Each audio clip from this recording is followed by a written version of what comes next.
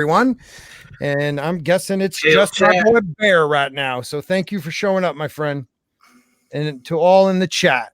We're going to take it a little slow before we actually start to give some people some time to get in here. I also You want want me to do a rant?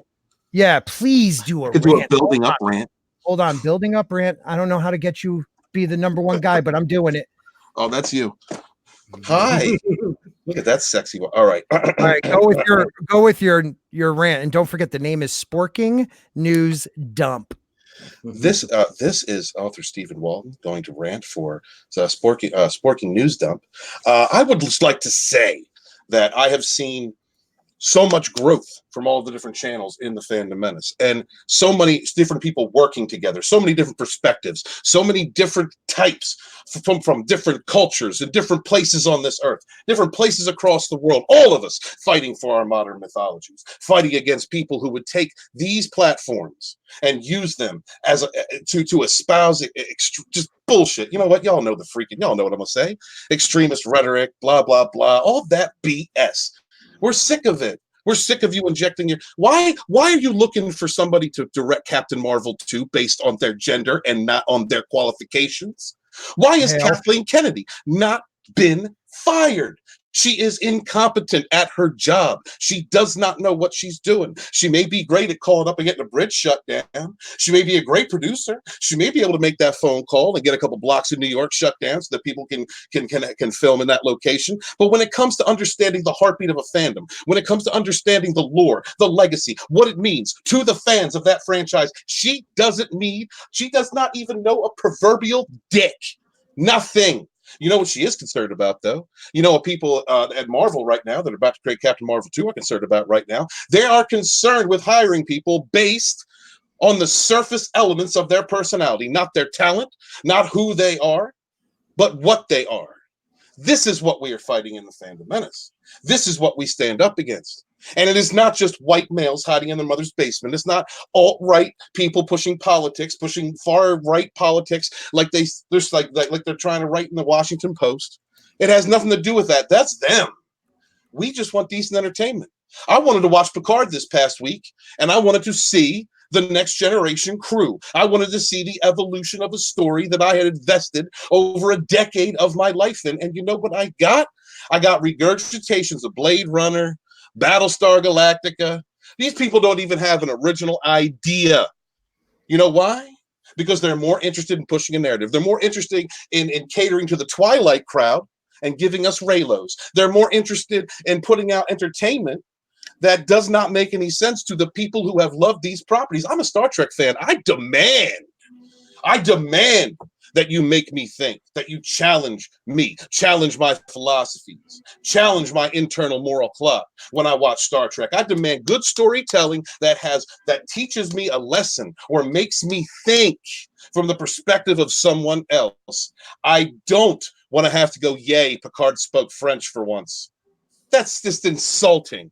Alex Kurtzman needs to go. The people behind Star Trek Discovery, they need to go. Kathleen Kennedy needs to go. Any ideologue, anyone in Hollywood who's more interested in pushing identity politics than giving us good entertainment, giving us good escapism, and respecting our modern mythologies and lore, they need to go. If you want to stay, stop pushing your garbage. That is what we want. And it's not just me. It's not just white dudes. On this panel, we have more than just white dudes. All across the Fandom Menace, we have strong, powerful women speaking their mind that get dogged, that get talked trash to, that get told they're sluts, that get told they're whores because they don't collapse to the narrative, because they don't capitulate to extremist ideologues, because they are strong women. And God forbid you're a black man or a minority in the Fandom Menace, because you don't even get fucking recognized. You don't even get the time of day because you don't fit the narrative. We're all just toxic white men, right? Well, hail toxic masculinity, hail toxic white man, for I am one, as I grab my junk. And hail the Fandom Menace. And remember, my friends, we do not kneel. Thank you, Scott. Woo! Fire! Wow, that was Yeah. fire. I love when you do that shit. I want to kick the wall. Where's the cat? I want to kick the cat. Welcome, everyone, to the first ever Sporking News Dump. This is a live stream that's going to be a little different than what we usually see in the fandom. We are going to talk sci-fi. We are going to talk fantasy. We'll get into Picard. We'll probably get into Kathleen frickin' Kennedy, but we'll also talk about politics, religion, sports, aliens, pop culture, anything that comes up. My guests want to talk about, and they're not talking about hurting anyone or racist shit. We're good. You can talk about anything you want. But we will touch on everything because I feel like the fandom menace and the fandom that we love is being attacked by all these outside things. We're being attacked by politics. We're being attacked by social justice warriors. We're being attacked by all these different types of people. So we will discuss these things if they come up. So be prepared for that. You do not have to like our politics. You don't have to like our views, and feel free in the chat to tell us what you think. Because I will always respect other people's views. But again, be respectful as we will be respectful to you. So let's see who's in the chat. Yeah, go ahead, brother. Respect a view that I read earlier that said, I forget who tweeted it out, but she said, not all women have vaginas. Some have penises. Yeah, I missed that one. I think biology class. I know I didn't pay attention. But yeah, if you're going to be a chick, cut it off. That's what I'm saying. Look, there's two genders. It's not a cut off, man. They split it down the middle and then kind of peel it back and then sew it in and then kind of make a hole. You know what? Then there are two genders. Wow. But I got to give you credit. If you're going that far, I'll respect. If you actually have the surgery, I'm going to respect that you're a woman. Because goddamn it. You say good. Well, I've worked with many transgenders, some post-op, some pre-ops. If you go through it, I will call you she.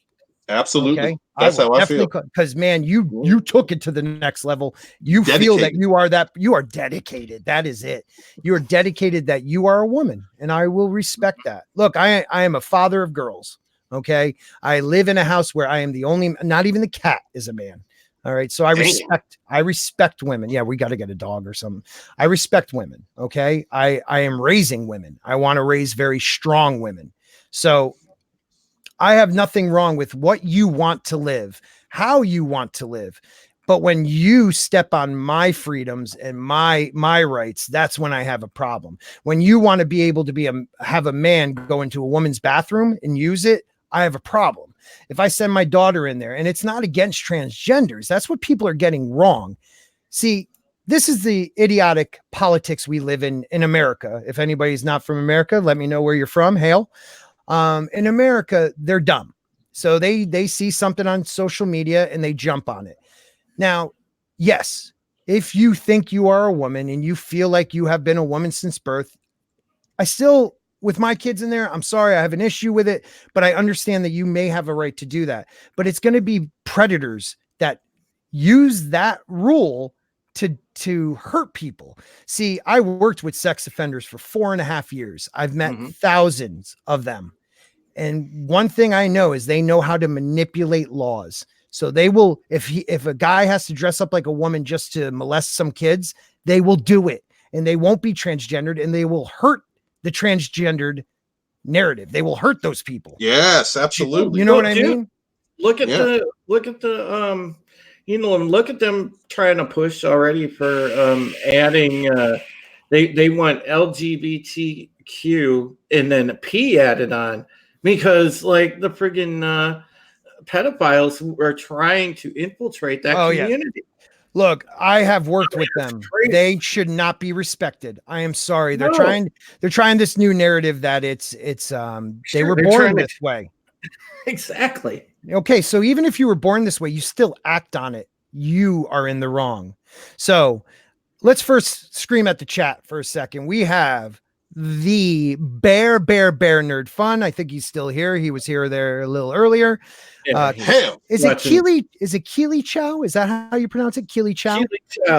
Keely Chow. We have the great Tyler Mango, man. He is the man. All right. And I love Tyler. You can be in my chat anytime. You can smash that McClunky. He is the man. We also have Perp Minded. Excuse me. I like that. And he says, to what we were just discussing, I will call you a nut. That is just me. And I respect that. All right. Like I said, I'll respect you. And we have Angelis Draven, who I'm starting to really respect what Angela, not even starting. I really respect what. Oh, that's one of my chat brethren. Yeah, AD, man. AD is good as hell, man. I like AD, man. So where do you guys want to begin? There's a couple things I was talking Well, about. you came up with a good segue, man. I know you're chomping at the bit to get to Kennedy, but dude, I got to share this with you because you came up with such a good segue into it with what we were just talking about. So hold on, I'm going to share. While you do that, I am going to share a tweet I just sent out. If people in the chat can like and retweet, and we can maybe get some more people in here and smash the McClunky. All right, so I got it shared, Scott. You know, I saw this on Twitter. All right. Yeah, I saw this on Twitter earlier today, and Steven replied to it. This comes to us from Mindy Robinson. She's a great Twitter follow, real patriot, awesome person. And, you know, this is showing off Gucci's new 2020 fashion collection. And I just want to say, what the ever-loving fuck is this?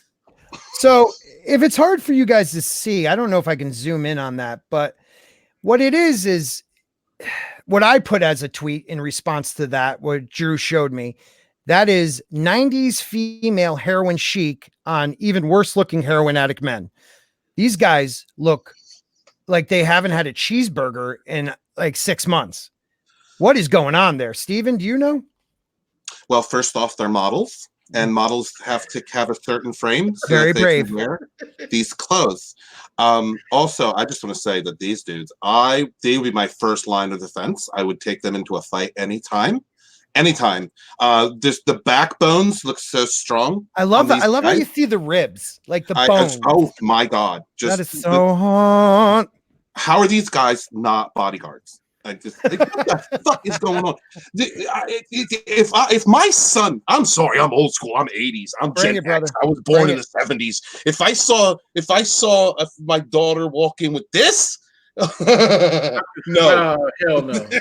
It ain't happening.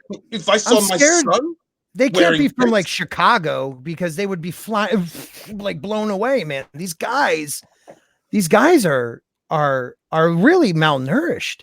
The one on the left, it's like I was saying, it looks like they stole a toddler dress. What the fuck is going on here? Why is that dude's head bigger than the guy in the bottom corner wearing the blue shirt, the blue dress, whatever that is?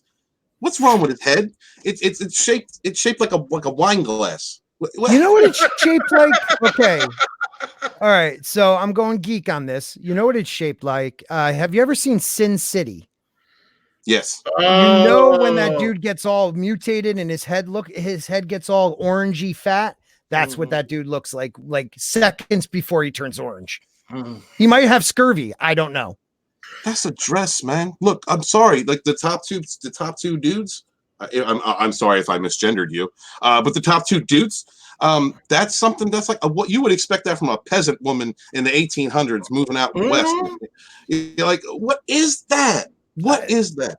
I don't know. And please stop wearing holy pants. I'm sorry. I'm a headbanger from the old days. We had the ripped jeans. The punks had the ripped jeans. Thank you. Take that off. Please you're disrespecting the rip. Look, anybody who buys the rip already ripped, in my case, you are a loser. All right. Rip has to come from wearing those jeans day in and day out. I have a pair of ripped pants that it's frayed enough where you have that one string going across the leg like that, but not broken yet. That took me years. Jeremy Griggs has those pre-bought ripped pants. # Jeremy is gay. Jeremy. Well, you know, look, guys, what happened to, you know, actual men's fashion where, you know, you can wear a good looking button up shirt and a pair of jeans or you know, dress like a fucking man, dress like you have balls. Well, this is it, Drew. This is it. and we've talked about this with our fandom. We've talked about this with our sci-fi and fantasy. Hollywood, Paris, New York, they're all little microcosms. They're all these little places that they believe their own bullshit. They don't understand middle America or northern Canada or Botswana. I don't even know where else. These people think their shit is real, and they live in a fantasy where, you know, I can get arrested if I don't call you Z, you know, because I mispronounce your whatever, your pronoun. And I find that, yeah, well, exactly. But they want to make that a law. They want to change the First Amendment. These morons who don't realize if they change the First Amendment right now, it might be against me. But let's say 10 years from now, you know, or let's just take it like this. Do you want your First Amendment right as a very, very, you know, liberal, I would say communist? Do you want your First Amendment right taken away while Trump is the president? Think about that. If you were one of these, you know, communists, that's what, you know, AOC and or Cortez and all of them are. They are communists. Bernie.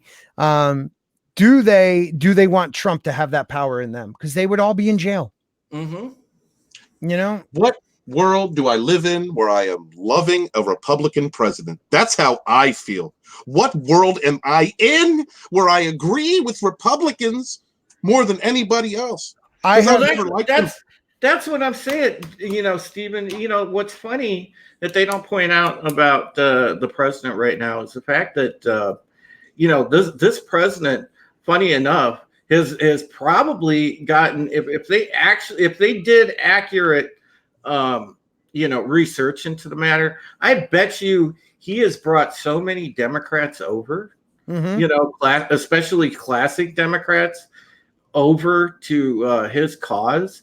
And I would love to see the support that he has among traditional Democrats, because, you know, the party got infiltrated and taken over by communists. So they hate actual classic Democrats. Like, if you're a Kennedy Democrat, forget it. You're out. Well, they're gone. But and hail Chris Persia, one of my favorites. Who, I did mod him. Thank you. I pretty much am going to mod anybody who is here right now because this is my first ever one, and I'm very happy that you guys are here.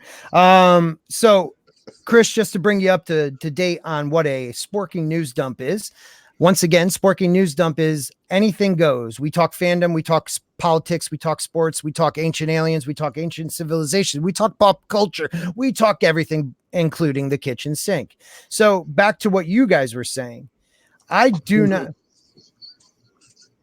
What was that?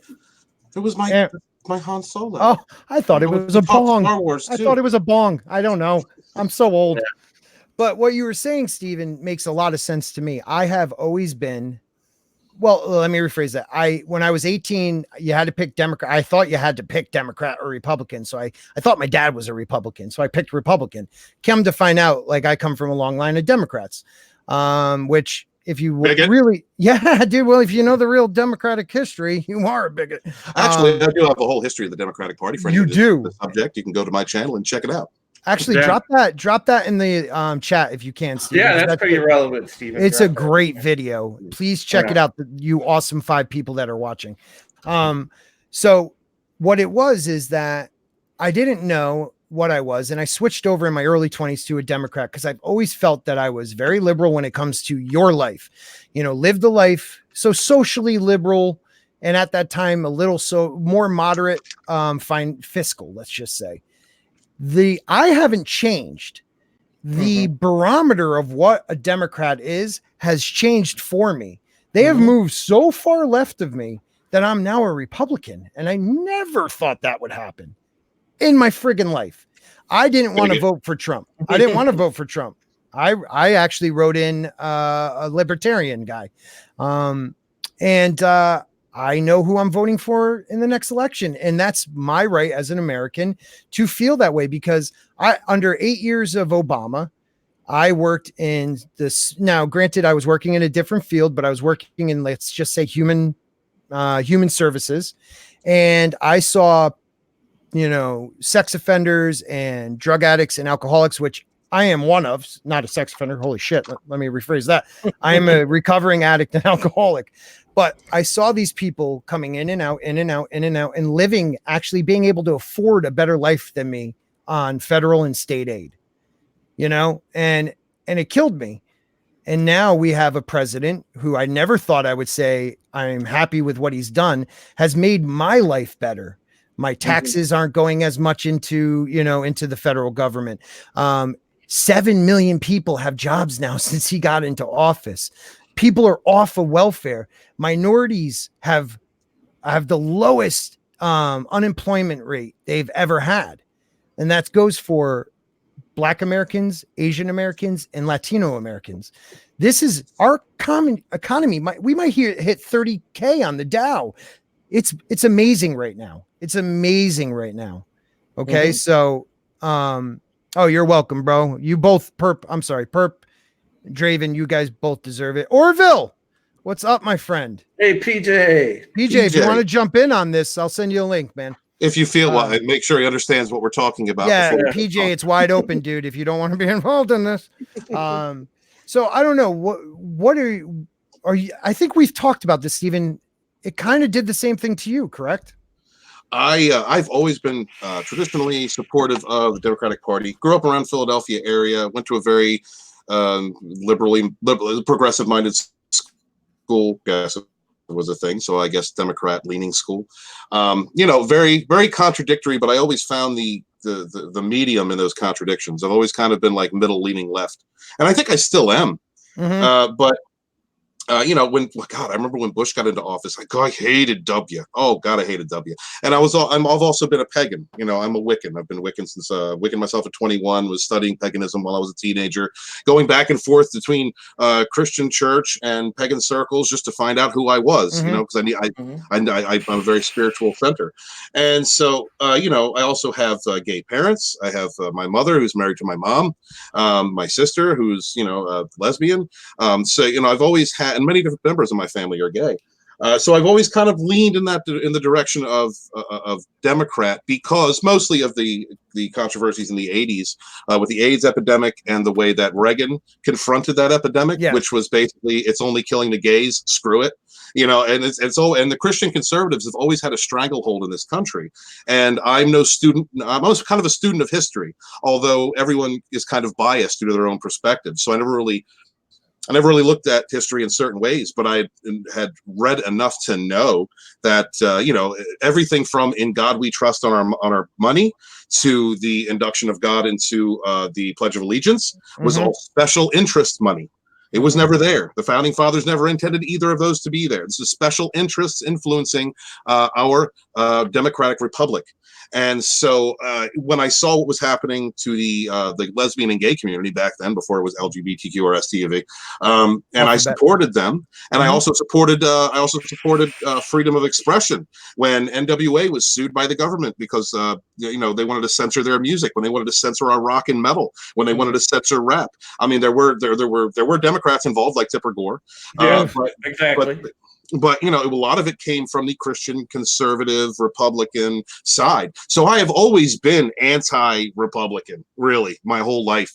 And then around 2012, halfway through Barack Obama's terms, I began to see a difference, a shift. Racism was becoming resurgent. There was excuses for racism because the racism was, and the violence and the destruction was coming from people who had traditionally been held down before the civil rights and the post-civil rights movements, but because they were now committing these racist acts, because they were now doing this type of destruction, it was excused. Black Lives Matter. It was excused. And so I really got disillusioned with the Democratic Party because Barack Obama, who I voted into office to create healing, to push us into the 21st century, for my love of Star Trek, Gene Roddenberry's vision, where you are judged by the content of your character, not by what you are. Hail Reverend Martin Luther King Jr., who also said that in his famous speech. But Barack Obama wasn't doing that. He was creating more of a divide, and he was also creating excuses. Meanwhile, you had the far leftists who were taking over entertainment, taking over the different industries like gaming, like social media, media journalism, and they were taking all this over and pushing a narrative. And I had to walk away. By the time Trump got into office, and I watched that whole shit show in 2016.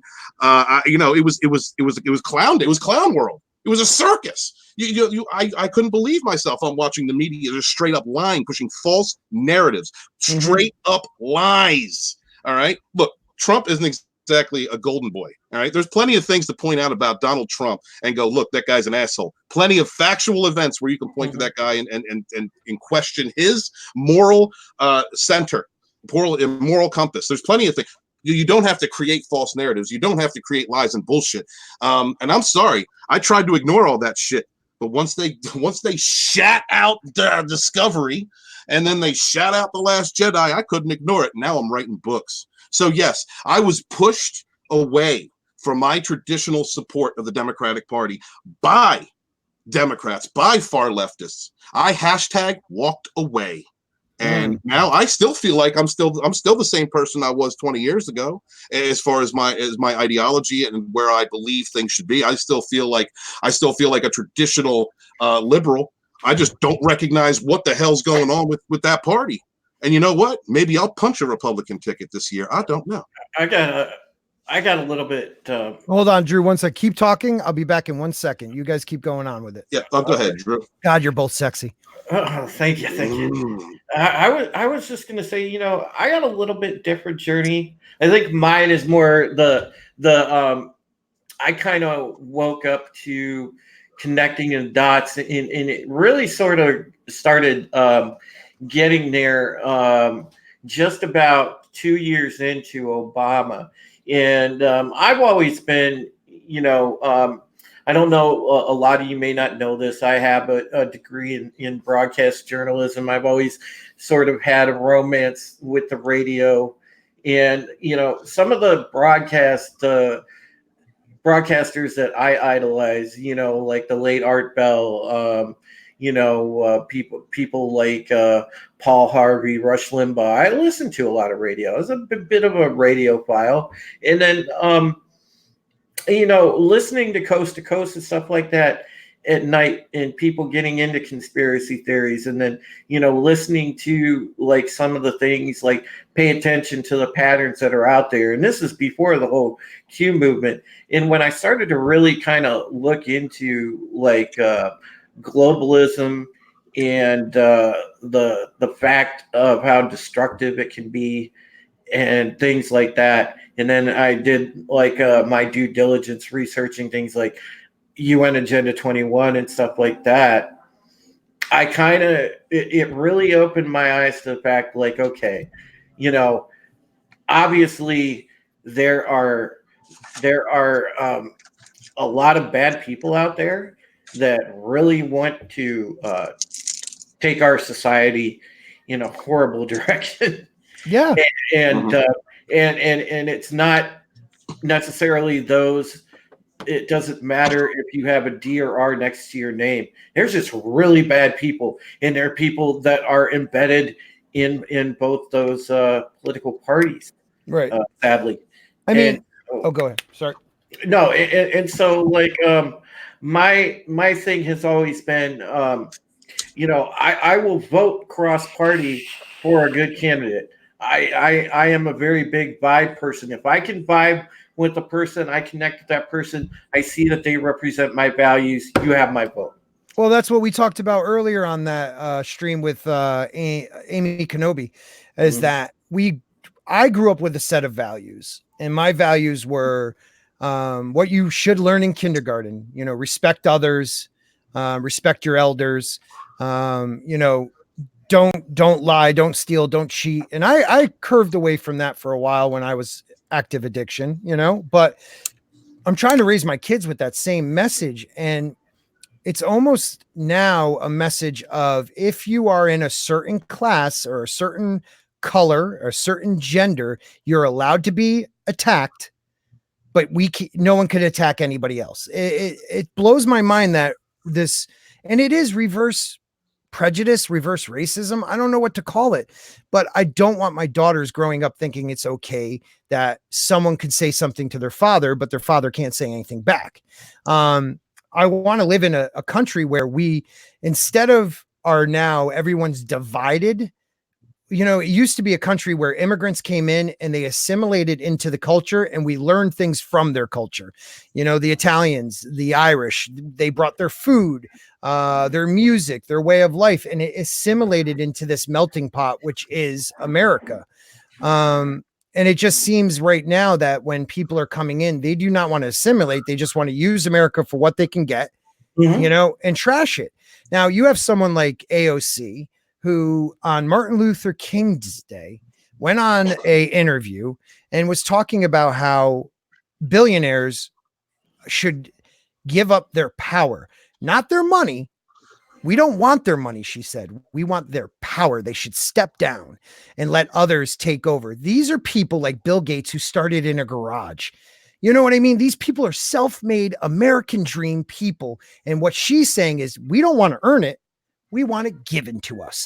We want to take it. And think about this, Scott. Most of the friggin' multi-billionaires that she's talking about is friggin' what was it? My God, Bezos. He's a raging leftist. Friggin' oh God, Bill Gates, another raging leftist and arguably globalist. She's talking about those type of people are supposedly her people. So what the hell is she saying? Real quick, I don't know if you guys don't mind. Actually, Supreme Heretic got to it real quick, but Pert Minded, could you highlight that last comment? Yeah, it's weird. I'm going up. Perp Minded, that one. Yes. That one. It's weird that kids don't know about Malcolm X in school. And Supreme Heretic actually touched on this. He said the reason for that is Malcolm X warned about radical white liberals many moons ago, and he did. Now, I don't agree with all of Malcolm X's philosophy, but you don't have to agree with everything about what someone says in order to understand the wisdom of what they are saying. And Malcolm X was completely true in that. He called it the white, do not trust the white liberal, trying to make friends with the blacks because they are using them. And that's what they have done. And that stems from Lyndon Johnson failing to stop the Civil Rights Bill. Yes. When that happened, many racist Democrats left the Democratic Party when he decided to co-sign on it because he couldn't defeat it and became Republicans. And that's why we have this Republicans are racist kind of context going on. It's because the racists that were in the Democratic Party switched sides when they didn't get what they wanted, which was to continually hold down people and not have civil rights, not have equal rights, the true message of our forefathers of this country, of what the vision of this country was. And don't forget, it was only because of one state, one southern state, that the Declaration of Independence did not state that everyone was equal, that the Bill of Rights did not state that everyone was equal. Yes. One state maintained slavery at the beginning of this country. That's why we had a civil war less than 100 years later. Yes. Thank you. Rant over. And well, I love it. I should have put up my rant banner for you. And what kills me is people need to learn their history. I've always been a history buff. I love history. And you did, like I said, a great video on the Democratic Party. They are not the Democrats are not the, party of Lincoln. Lincoln was a Republican. The Democrats were the Jim Crow laws. Democrats have been always keeping people suppressed for years. So what have they done? They changed their motto. We're not going to say it out loud. We're going to do it with other things. So we're going to give you welfare and we're going to put anybody who wants to be on it. Well, guess what? You're holding people down by putting somebody on welfare. A, you're causing other people to pay for them. B, you're not motivating them to get a job. C, you're making it easier for these people or harder for them to be married because you make more money as a single parent with kids. They made it so that the family was breaking down and that you would have to depend on the government. That's the way that it Go ahead. That's the way that it was perverted. Actually, that began with Social Security. That began with the New Deal.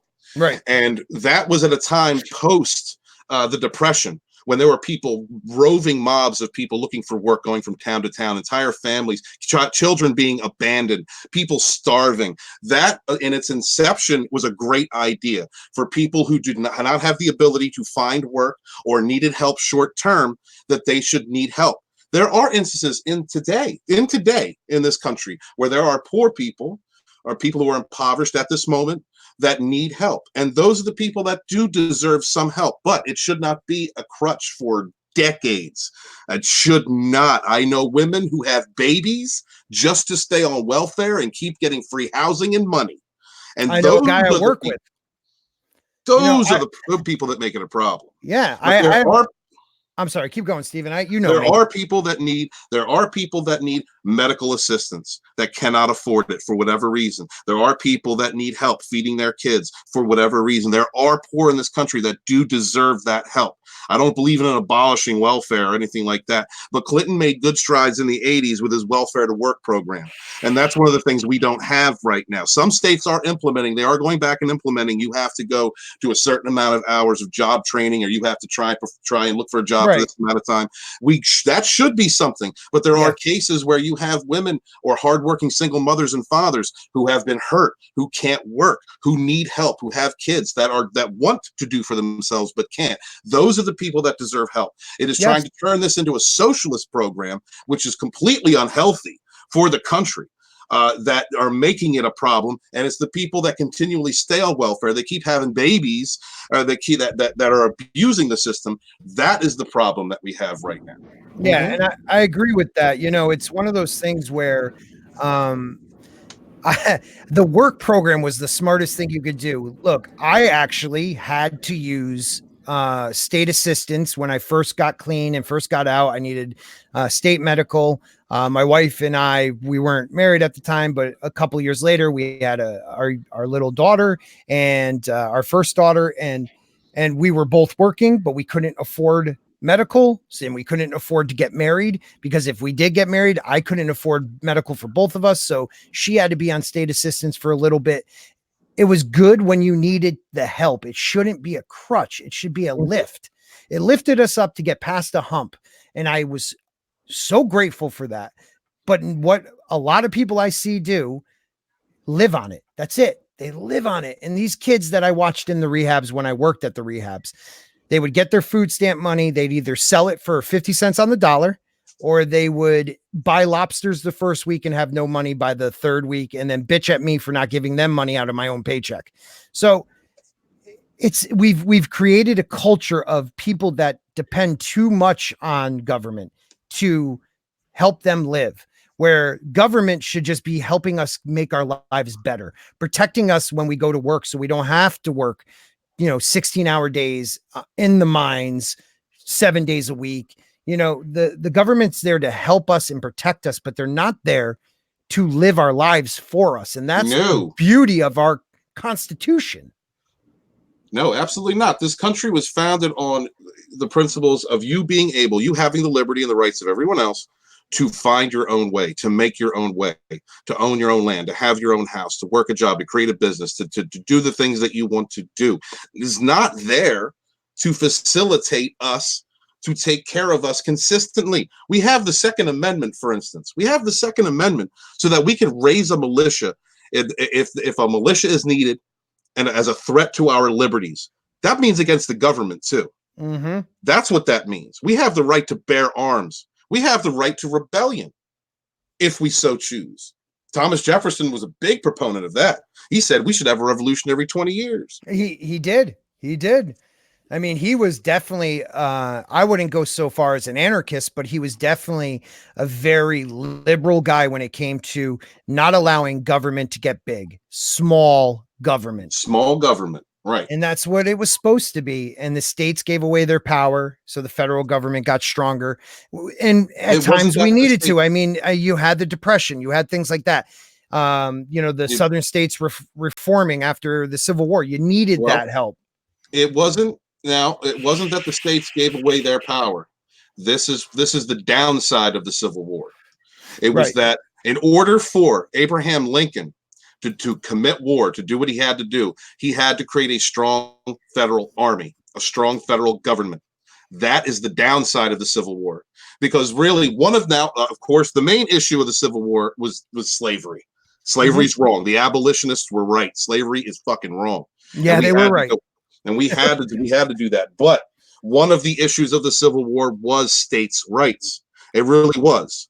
And you have to keep that in the context, because what happened after the Civil War was that the federal government had this huge army, went down, swept up half the country, told them what to do during the Reclamation period, and basically assumed control of everything, North and South. That is the unfortunate consequence of us having to fight for the freedoms of all people. Right. You're absolutely right. It wasn't right. necessarily given up. It was fought for, just not fought for with what I would call something virtuous. Right. Understand that. That's a good way of putting it, man. And this right here, Angela Straven says gun rights are an inherent right well beyond the Constitution. Hail, brother. I completely agree. I don't own a gun. I did go to a gun course, and I can do it if I want. I should probably do it before somebody else gets elected and tries to take it away from us, like they're trying to do in Virginia. I don't know if you guys are up on the Virginia stuff. Oh yeah, the big trash fires and all the stuff, the public property getting broken. Oh yeah, that didn't happen. That didn't happen. Oh, and they were all white people too. They were all white people. I said, oh no, that's not true. They weren't. I love how right before that rally, two guys, they tried to pull the mainstream media tried to pull the same thing, that they did with the Joker. So you had all the people in print, all the people in television sitting there, like, oh, this rally, it's just going to be such violence, blah, blah, blah, blah, blah. And they tried to paint the doom and gloom picture so bad. And it turned out that, well, guess what? Antifa pussied out. They didn't show up. Gee, I wonder why. Because, there's, armed actual patriots. Because there's actual people that'll fight back. Did pussy out. And what the strangest thing about this, Tim Pool covered this. And it was the strangest damn thing. I liked Tim. I like Tim's stuff too. Me too. Tim was saying that it was the strangest damn thing that Antifa was going to go down there because they support gun rights too, even though they're anarchists. Right. And that the alignment between the gun proponents and Antifa actually came together on the same line. The reason Antifa didn't show up is simply because of that. Because in that instance, they agreed, and they couldn't be seen. They couldn't be seen agreeing. Yep. Yeah. Yep. Now, this is what I wish the young would understand, because when you're younger, you're more likely to be liberal. Okay. Most younger people now, this newest generation, I think they're Generation Z, seem to be a little bit more conservative, but let's say millennials, they were very liberal. A lot of them are still very liberal. And I respect that, but you need to understand that a lot of them are the annoying blue checks on Twitter. Yes, very much so. But you also have to understand, you can't just listen to one side. You have to hear both people's views. Exactly. They keep telling us, we need to get rid of guns or at least make it really hard for people to get guns and take away our freedom of speech, hate speech, which is not a real thing. If they take away your guns, what do you think happened in Nazi Germany? What do you think happened in Russia? What do you think is happening in other places that the citizens don't have the right to bear arms?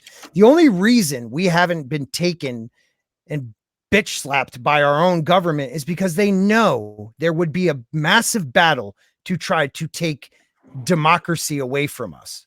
And that is the one thing the founding fathers knew better than anything. They knew freedom of speech is very important, because if you change the law and allow, hate speech to be something, it's subjective. It's not objective. So whoever's in control could say, oh, that's not allowed. I'm throwing you in jail.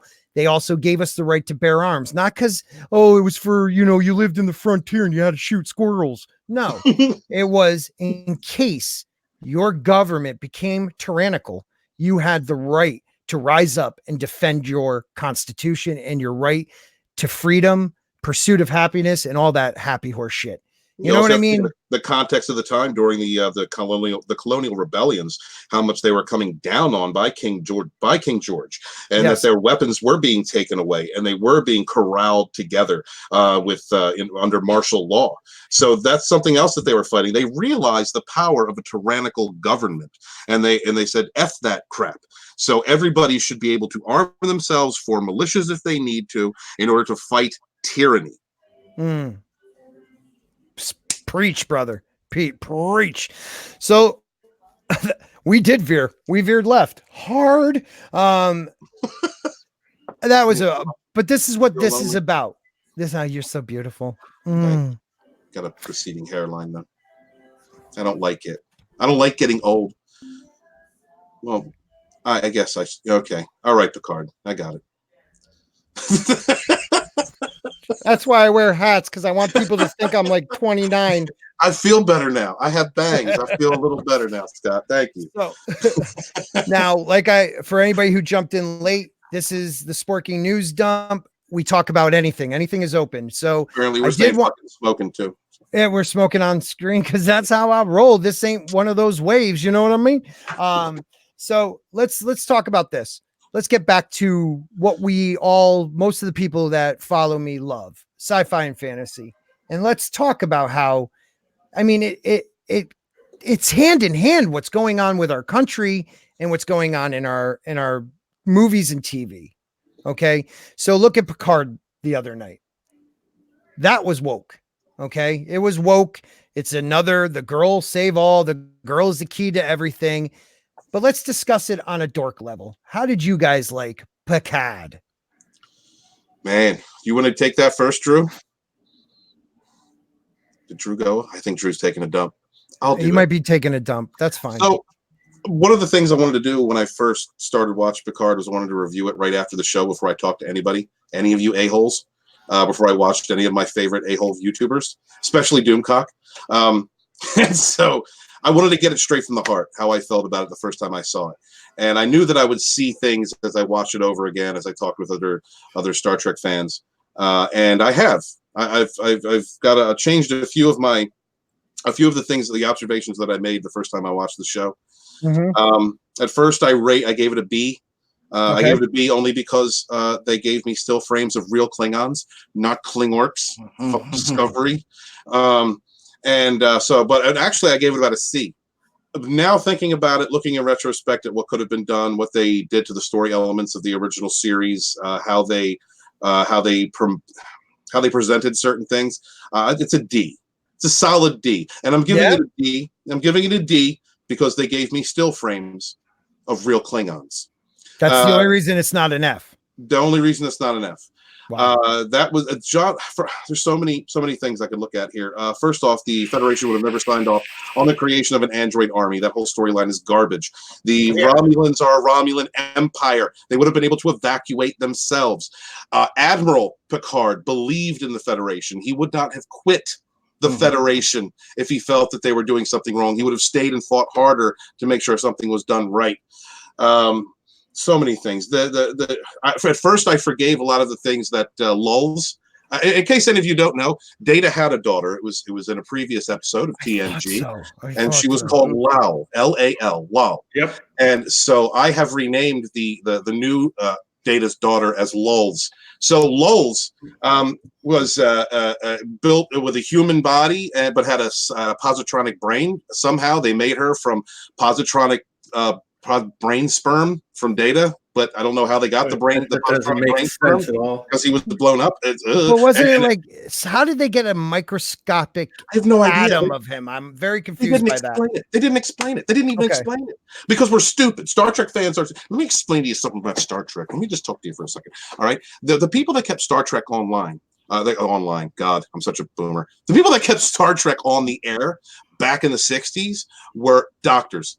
They were lawyers. They were business people. They were intelligent. This was a highbrow science fiction franchise that catered to intellectuals. These are the people who protested. These are the people who kept that show on. And for the shows that came after, catered to that same audience. Granted, there are a few episodes here and there in Star Trek that you can go, okay, that was goofy. Yes, there are. But for the most part, this is a series in every one of its iterations that made you think about philosophy, about religions, about races, about racism.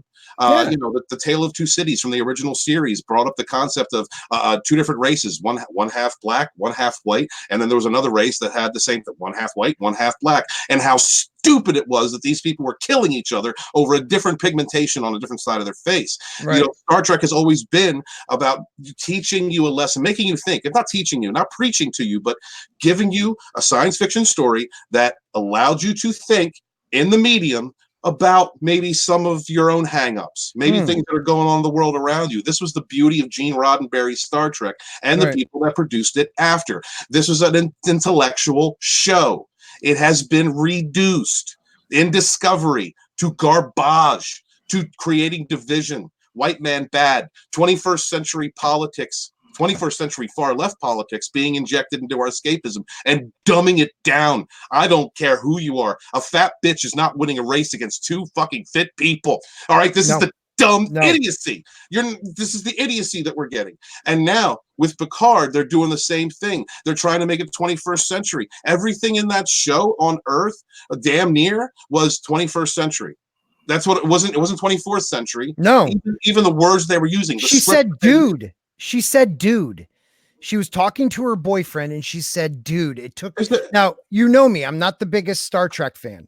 I liked the movies. I liked Next Generation. I can't memorize. I could tell you, like, I remember that episode where the half black, half white. That was from Next Generation, correct? No, that was from the original series. Okay, so I saw that in that. Look, I am not a Star Trek fan. I'm saying that. Okay, Ordville Nation and all you guys. But what I can say is this: I know that show is not Star Trek. The girl in the 24th century said, "Dude." That would be like us busting out like old English when we're rapping with a girl. Her boyfriend was like, "Yo, your what was it? Your damn it, your replicators, your replicating options is whack." Like what? Whack. What? Whack. I don't know if it was whack, but it was something to that effect. Yes. What? This is not the 21st century. Look, you know, there was a scene in JJ Trek that I was okay with, and that was the scene where Uhura and Kirk first meet. They were in a bar, right? And I can see that. Yeah. I can see that kind of a setting and environment. You know, they didn't lower the. You know, those aren't my favorite movies, but it's acceptable. I like the first one. I like the first JJ one. We've seen bar scene before. Quarks. You know, like Quarks was all about, you know, and TS9 was all about a bar scene. So, you know, those, I get that. But just the presentation, Picard would not have just let this crazy bitch who admitted murdering 5 people to sleep in her house without even trying to figure out who it was. Are you kidding me? He wouldn't have quit the Federation. Those Romulans weren't Romulans. They did the same thing. Those were what did someone call them? The O Romulans. I was in Nerdrotics chat, and somebody called them the O Romulans because they're humans. They're just humans with ears. And I was very confused by that. I was very confused by also I felt like this first episode was rushed to get to the twin. It was rushed to get somewhere. I wanted to sit on, I mean, if Picard is going to be this pussy that they made him, I wanted to understand a little bit more why, not just through that stupid little interview he did. And then he's laying on it was also he could lay on the couch and be like, "I've been sitting around for 10 years to die no longer." You know, it was ridiculous. Now, is she a human with cyborg ability, like with Data's ability? She is still a human, correct? I don't know. I don't either. She had flesh and blood. But she then how the hell could she do what she jumped like the Bionic Man? Okay. I know. And now stay with me just for a minute. Please take me with There are feats of incredible strength that can happen, that humans can train themselves. They can train their minds to do what we would consider to be impossible. Bend steel, making incredible feats of strength. Humans do have the capacity to do that if they train themselves, or for instance, just adrenaline moments, dude. Adrenaline moments. Moms lifting up cars. To save their kids. Like this. Okay, there is to an extent mind over matter. There is, but the point of the matter is, if you're jumping that far, if you're running that fast, Like that's impossible. The body would fall apart. Yes. It would not handle that impact. It wouldn't handle. Yeah. The adrenaline would wear out after a minute. Drew, what do you think? Oh yeah, absolutely. We have physical limitations for a reason. I mean, because we're imperfect beings. That's not going to happen. Right. It's like what you and Steven said. There's certain situations, in a fight or flight, life and death situation. If adrenaline kicks in, then absolutely, you can have limited ability to do something, but you're not going to it's just not conceivable on any level. You're not going to jump 30 feet. That's not what adrenaline does. You might get a strength boost out of it. You might get a speed 30 boost feet, man. That was not 30 feet. She jumped like half a football field, and then you have to take the upward and downward. That was insane. Now the part where she broke the code, if she has an android brain or a positronic brain, that I can get. Okay, I said that in my video. Mental ability. That's mental ability. I give that a pass. Well, this is what I said in my video. So in a lot of sci-fi, I always go back to my favorite, fantasy, which is A Song of Ice and Fire. So in the book series, not the show, in the book, a lot of the times when someone opens what they say, like their third eye, and they're able to warg a wolf or, jump skin change into another animal. To get that ability, they almost had like Arya had to be blinded. Bran was in the dark in the crypts when it got strong and powerful. So yes, I actually thought that was a cool thing where they put the bag over her and you see her get still for a moment. Granted, it happened like, oh, thank God she kicked in all of a sudden. She wasn't activated, but you guys fucked up and activated her. But at least like I could believe that she got in and her brain said, turn on, you're in danger, and I loved the fight choreography. That girl, whoever that stunt person was, because I don't think that was the actor, that was some awesome moves. But again, it's not Star Trek.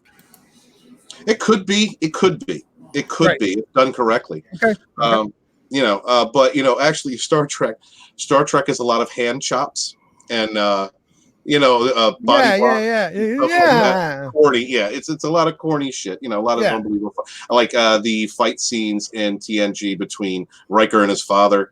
When they were doing the I forget what it was called, but the staff fighting. It was very very very slow moving, very corny. But the best we ever got was Worf, and that was very slow motion martial arts, but it was good enough. Klingon fighting, good enough.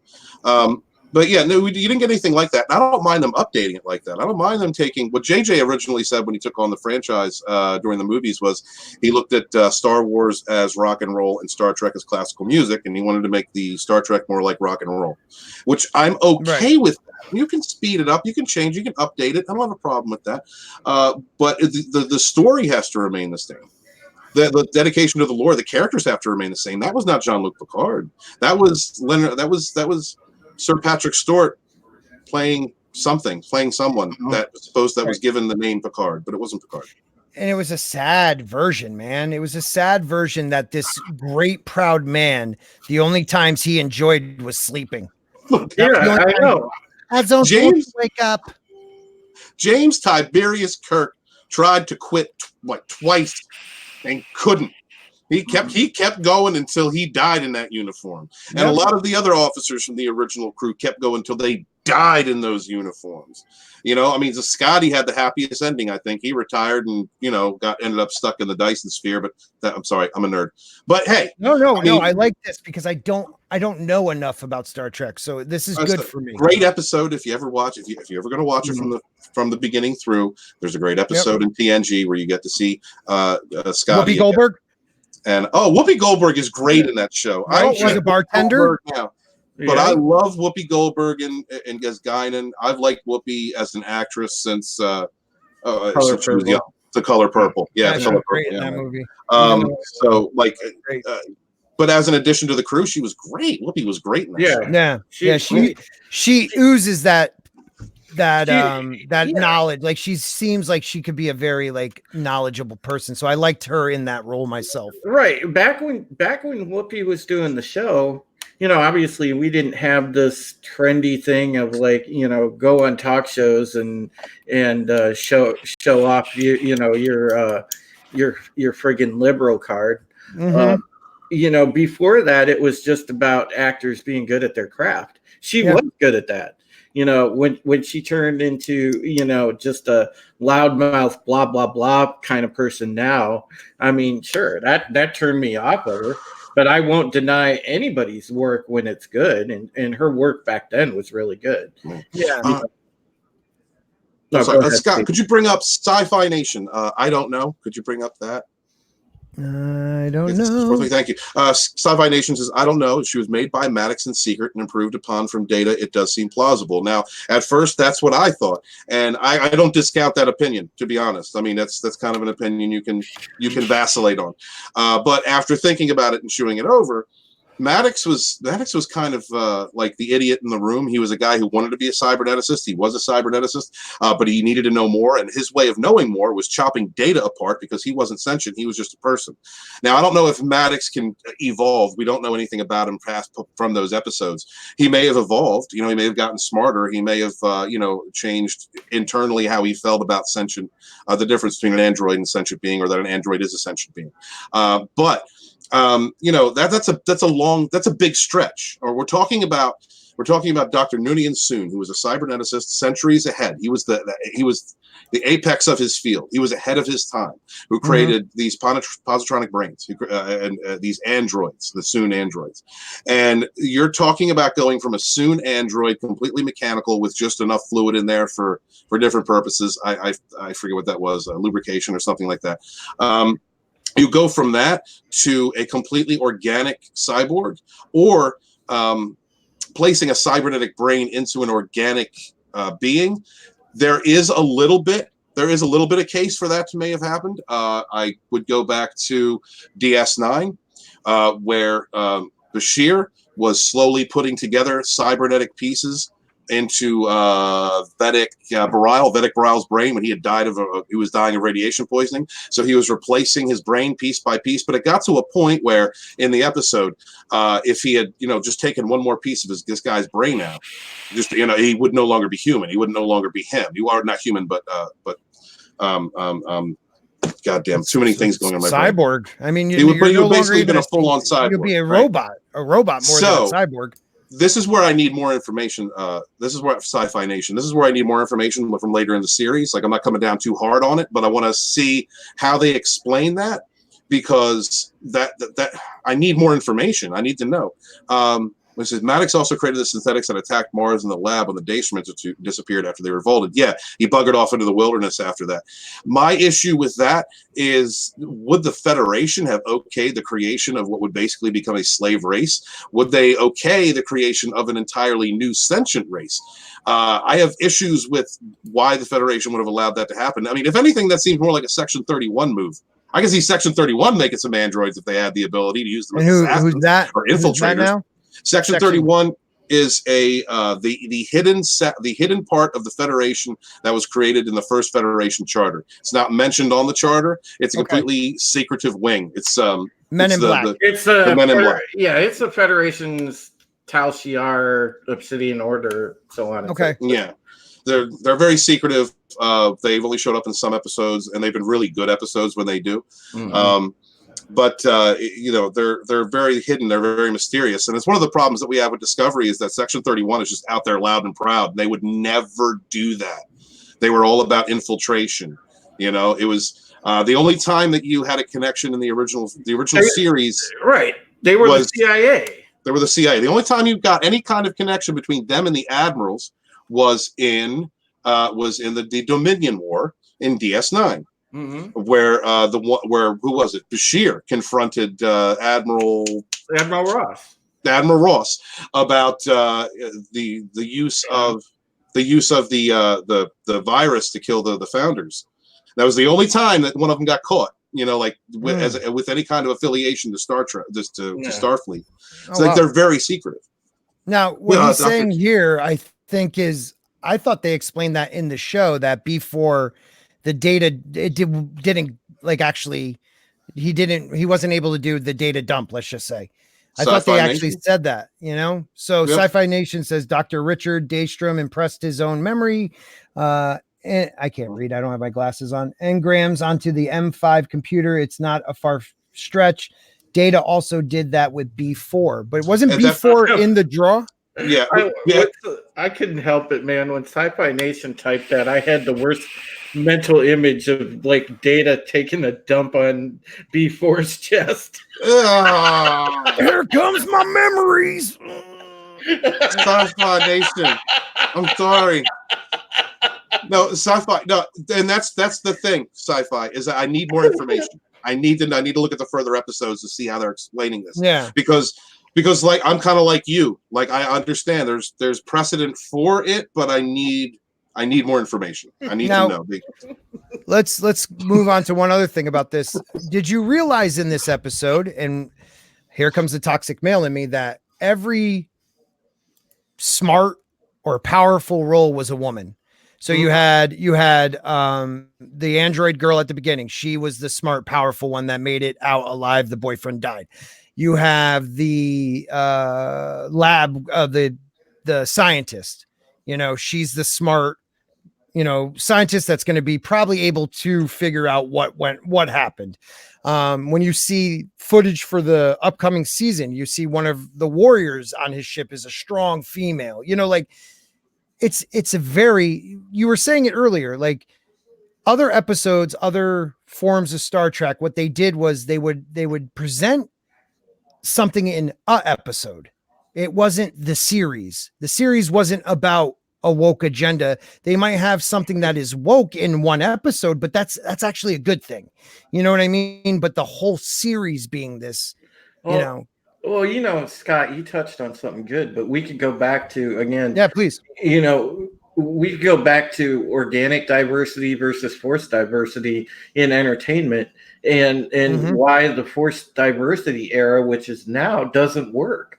Organic diversity, you take something like the like Steven was saying, the DS9 crew from the 90s, that worked. The TNG crew from the 90s, that worked. Even Voyager's crew works. It was diverse, but it was organic. You could even take something like from earlier on, like back in the 80s. People want to say, oh, there wasn't diverse forward-thinking entertainment back then. Well, I say, yeah, look at Exhibit A. Is if you go back to the cartoons we grew up on as a kid, go back and watch G.I. Joe, how big the Joe team was and how diverse it was.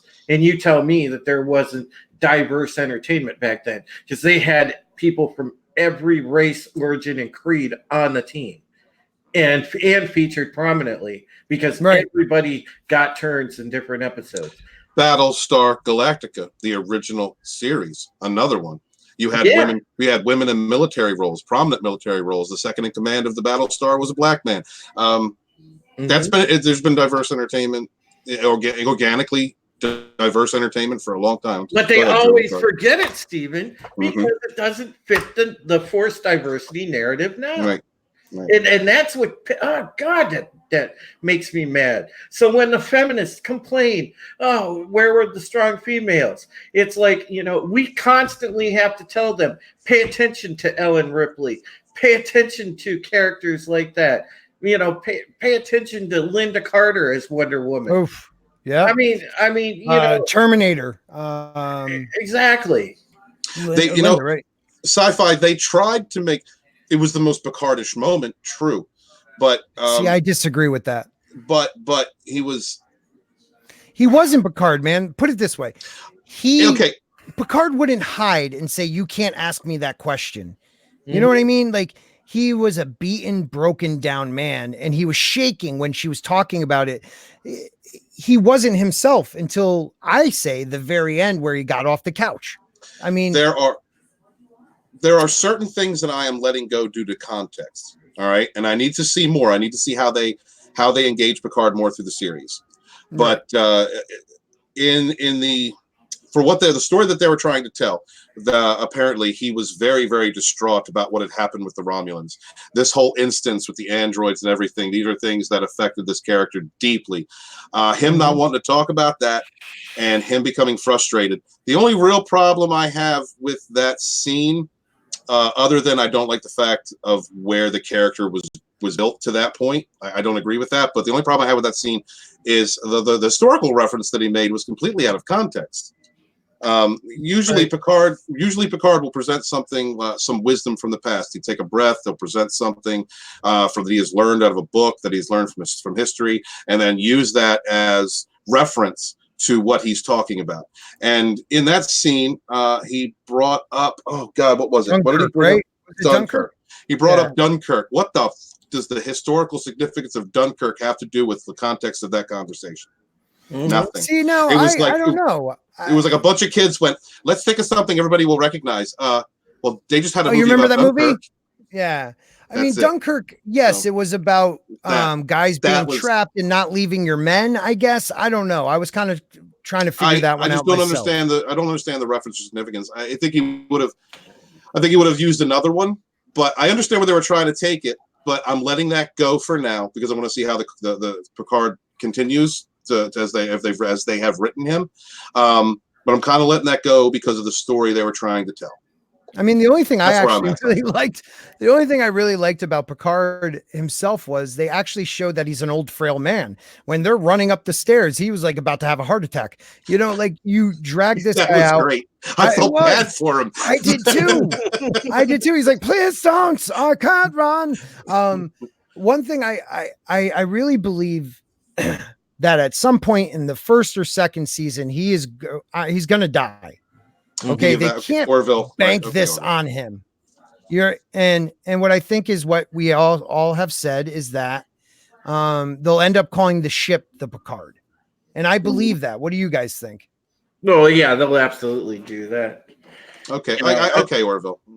Especially if this if this continues to, if it continues to not be too well received, that's going to happen sooner than later, because that's going to give them the ability for them to go a different direction, and it's easy to do when somebody different's in command. There was a few things in that episode that did give me hope, though. All right, what is that? The still frames of the Klingons. Yep. They understand people don't want Klingorks. I liked that. I also liked them attempting some relevance. I know some people see it as just trying to cater or trying to pull the old audience in, but yeah, that's what they're supposed to be doing. Right, so I don't mind seeing the Enterprise D. I liked seeing 10 Forward. I liked seeing the model of the Stargazer. I liked seeing the banner that the kids. I was about to say that. I liked that. The Batleth Klingons. I liked. There were certain things they tried to tie in.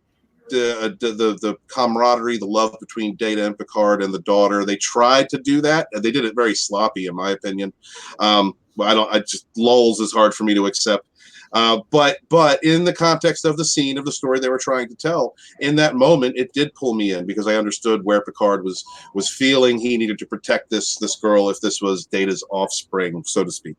So there were things in the episode that I felt like this show was written by people who didn't know Trek at first, and then some people came in that understood Trek and then tried to fix it, and then so this is what we got. So that's why I'm willing to give the rest of the series a shot. Like, I'm not calling it all dumb. I'm not going to hate it for the sake of hating it. I'm going to give it a shot. That's right. Excuse me. That's where I'm at with it.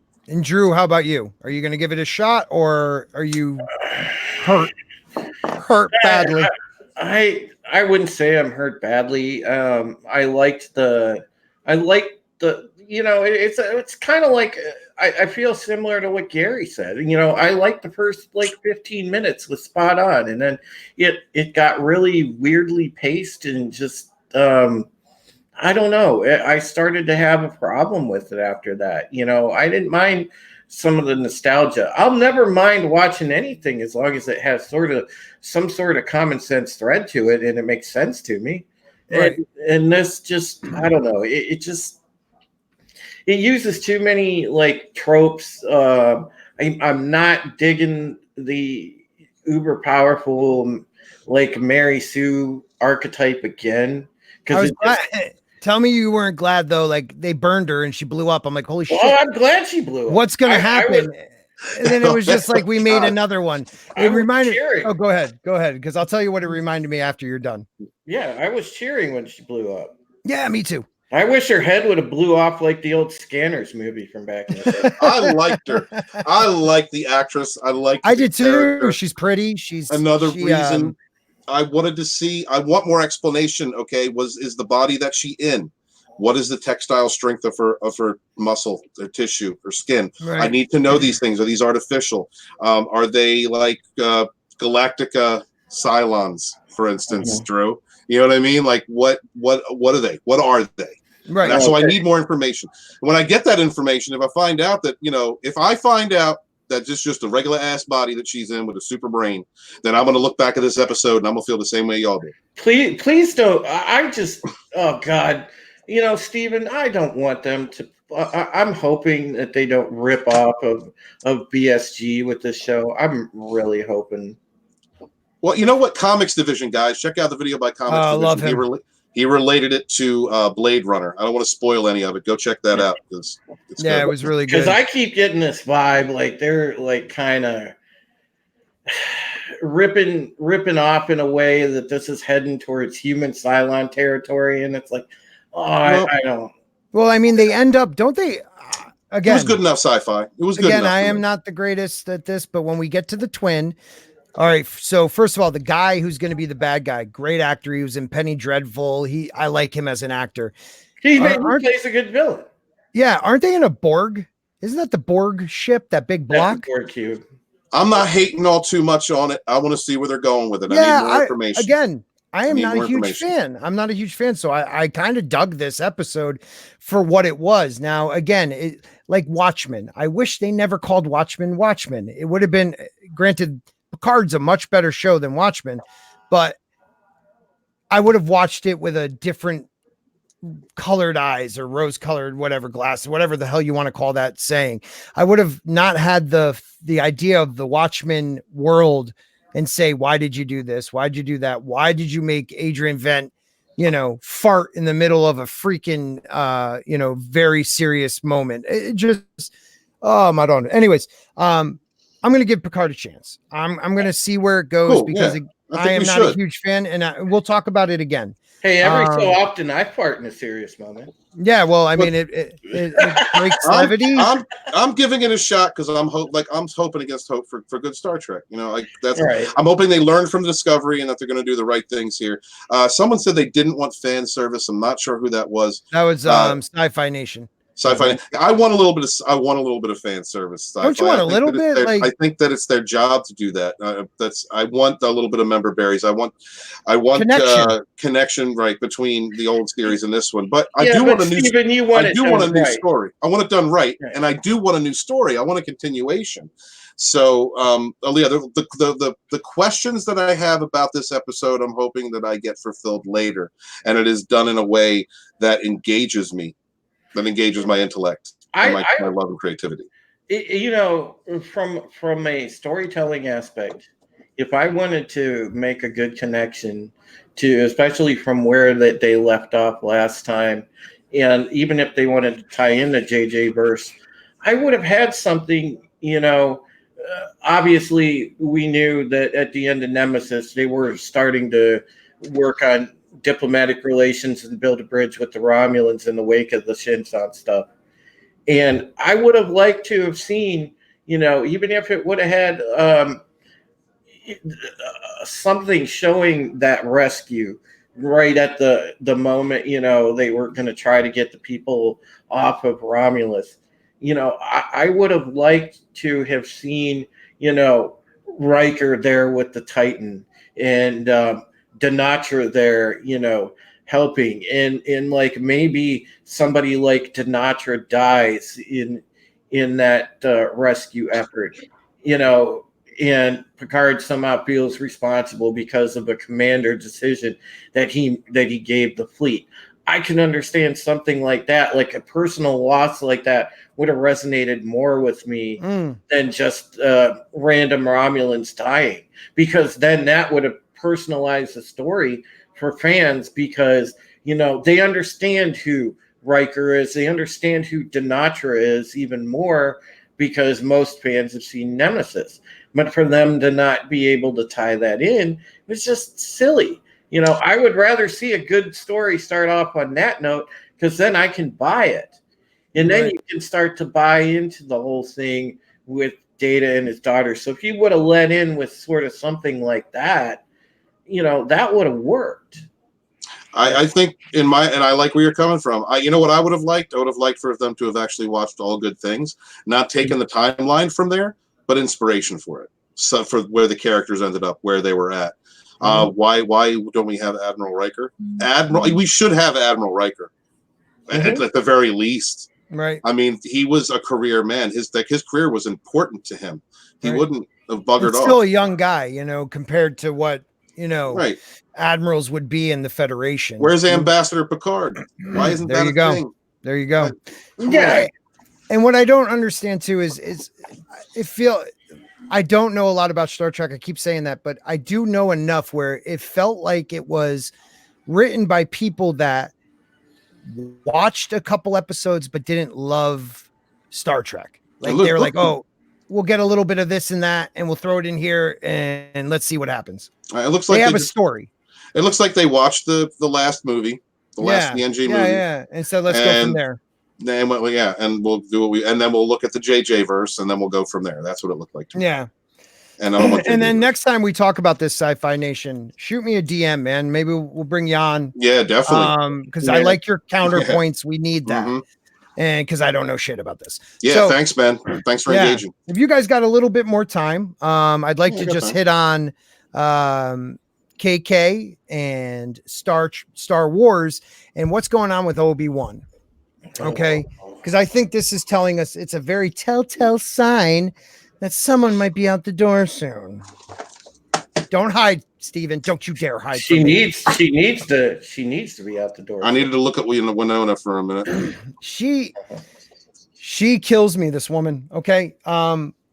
There is footage of her saying at D23 that all the writing has been done for the episodes.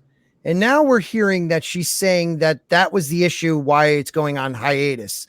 And I'm just very confused on, does she believe her own bullshit? Does she really not know who is running Lucasfilm?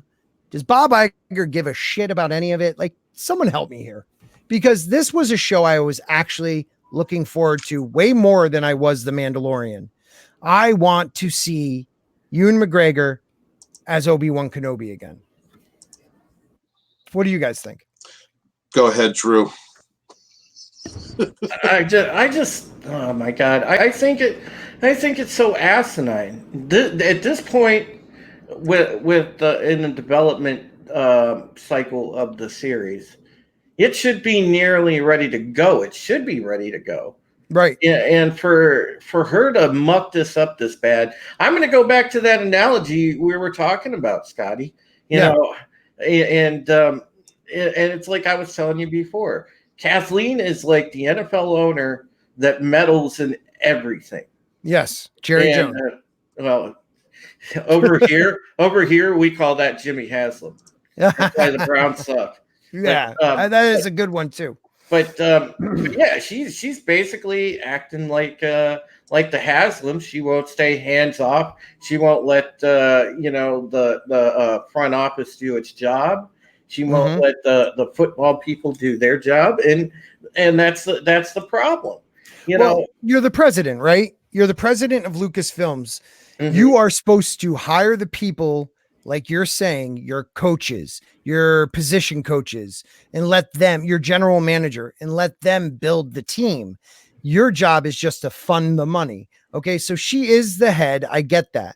And she has final say, but I feel like she is a micromanager like no other. And I wonder if there was an edict from above to tell her to keep hands off. Like, did the guys, John and Dave, who did Mandalorian, did they say, we will do this, but we don't want any meddling? You know, like there had to be something, because that show had very little of her fingerprint on it. But well, sure, it barely see it everywhere else. Say it again, buddy. I said it barely had any meddling. You could tell the difference. Mm-hmm. And, I mean, you look at her movies. That was all her. I mean, you see Colin Trevorrow coming out saying, yes, that script was real. I've seen reports on Screen Rant about that. Things of that nature. So she got rid of a guy who made a better first draft pretty much because Carrie Fisher was still alive. The Last Jedi wasn't done, so he would have had to change some things, but she got rid of him because it didn't fit her agenda. I don't know. That's exactly it. I thought we froze there for a second. I'm like, where is everybody? I'm sorry. No, it's okay. Keep doing whatever you're doing. This is my show. You talk when I say talk. No, I feel like Scotty. There's been times, people talk to me about Rogue One, and I still say that she basically blackballed Gareth Edwards after Rogue One was made because she didn't want him back, right? Because of the fact that he doesn't like people meddling with stuff. And tell me, Rogue One, I consider that personally made the best Disney Star Wars movie so far. Oh yeah, it is. We knew what was going to happen, and I still at the end was like, is anybody going to make it? Like, what's going to happen?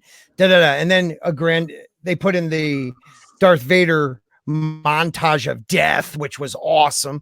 But yes, the story itself, a lot of people say, and I've been saying it too, but I'm kind of backing on this one. There wasn't enough character building. I wanted those characters to make it. Granted, the robot was my favorite character, but I wanted to see what happened. And none of the sequel stuff, I didn't care.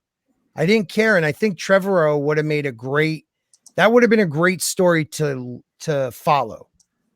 I really do think so. I mean, I like from what I've seen of the Trevorrow leaks, I really feel like Trevorrow's take on it would have been, right in the wheelhouse where we wanted it. Yeah. No, I agree with you on that. Now, I kind of stepped back. I was going to do a video on the Obi-Wan stuff, and then I was like, well, let's give this a day. And I'm glad I did. Granted, I probably should make more videos. I don't, but it changed by the day. You had it been canceled. It's on hiatus. It was canceled.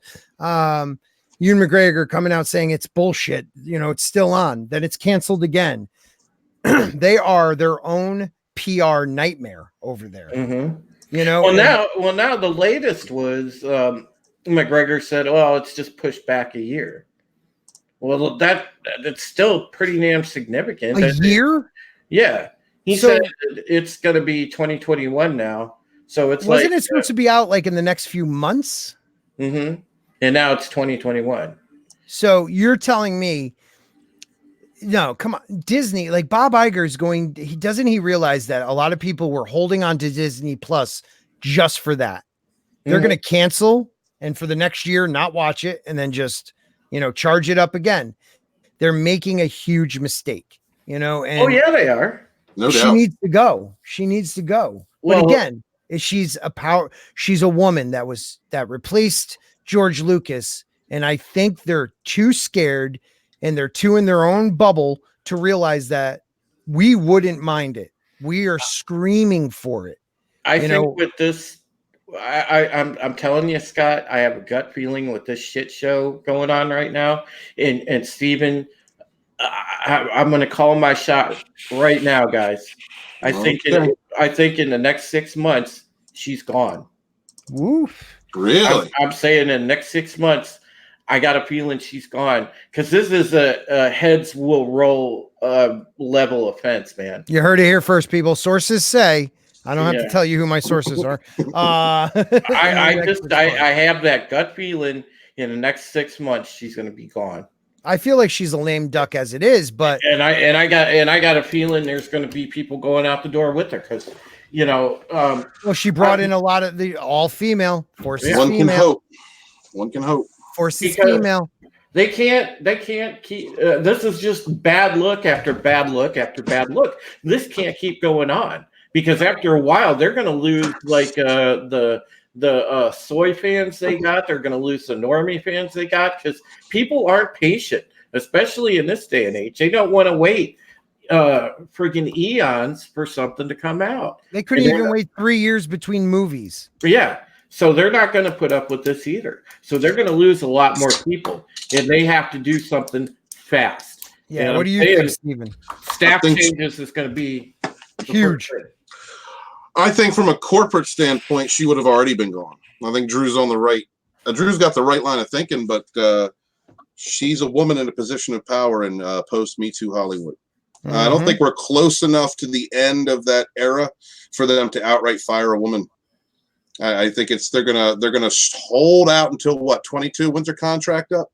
22, I believe. They're gonna try and actually. hold out. They're gonna try and hold out for that. But I mean, if you have destroy the legacy, holding out. Disney has always backed up their own BS. They have never admitted wrongs ever. I mean, even and when they have had to, like when the blackballing of the film critics over the Anaheim situation, when you had people from who was it, the LA Times? I believe so. Yes. Who were blackballed from going to any Disney film because they produced a article about how Anaheim was not getting kickbacks, was not getting any profit from the tax breaks and incentives that they had given Disney World. And Bob Iger's response was, well, you can't review our movies. The journalists came together and said, well, we're not going to review any Disney films then, because they were being attacked. Yes. And so after 6 days, he lifted that ban. But what wasn't advertised was that the editor who allowed that article to happen was fired from her job. Wow. That was Bob Iger's demand. That was Bob for reporting truthfully, for investigative journalism. So Disney is a hard on for never admitting when they're wrong and getting their dues when they have to. If Kennedy goes, it's going to be at the expense of something to the fans, something to the general audiences. But they're going to pitch it like, she's moving on to greener pastures, like they did when they fired Kiri Hart. And I believe that too. I mean, I hope Drew's right. I hope they get rid of her. They need to get rid of her. They have had to get people in there who love, if not love, understand the fandom, understand the lore of Star Wars. But there has to be a point. There has to be a point where they're not going to make money. I think Episode 9 kind of showed us that. I think although it made over $1 billion, the production costs, the reshoot costs, the advertising costs. Yeah. How much did it really make? It didn't make that much. As of right now, it didn't make that much. How much did The Force Awakens make? So Force Awakens was the highest grossing movie of all time. Over $2 billion, correct? It was the highest grossing movie up until Avengers Endgame. Yes. And now slanting that down, man. Like think about The Last Jedi made 1.3 billion. That's because people kept going back because they couldn't believe what they had seen. That's really a case. The reason they made 1.3 billion is because a lot of fans were like, I can't believe what I just saw. Did I really see that? And went back again. Right. And then you had fans, hardcore fans, who kept going back to see if they could enjoy it. Right. So The Force Awakens was, the rise of Palpatine really wasn't aimed at anybody. It was aimed at everybody. It was like a shotgun blast of shit. There were some scenes in there that I liked, I will admit. There was potential that could have been had. But in The Force Awakens, you're saying in The Force Awakens. No, I'm saying in The Rise of Palpatine. There were some scenes there. I know. But no, I do believe that there were some scenes that had potential. The Ben Solo story arc had potential. They just didn't follow through with it. They didn't give us enough time for the character. They didn't. Palpatine should have never been in it. Rey should have been a Skywalker. I mean, there's a lot of things you could pick apart and say was wrong with it, but there were some scenes that were good enough that that there was potential. Yeah. But I mean, at the end of the day, having an army of planet destroying ships doesn't make sense. Palpatine being alive doesn't make sense. At all. Space horses doesn't make sense. I don't care what you're trying to tell me. A super all powerful, Doesn't make you sense. know, Doesn't, over and over again. Doesn't make freaking sense. clone. It just kills me. The whole thing. Well, kills it's a story for another time, Scott. Yes.